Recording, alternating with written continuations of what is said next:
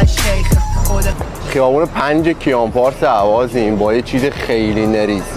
این نریزه دبی نریخ، شمال نریخ، تهران نریخ. این نریزه فقط میتونه سنباد باشه.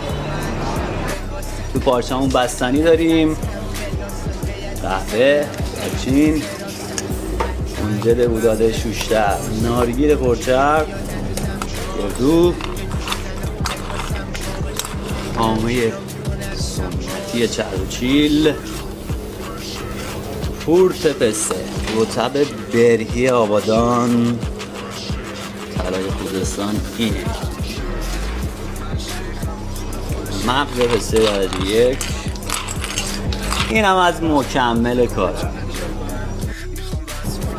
این از بستنی خفن سنباد. آقا 4 تا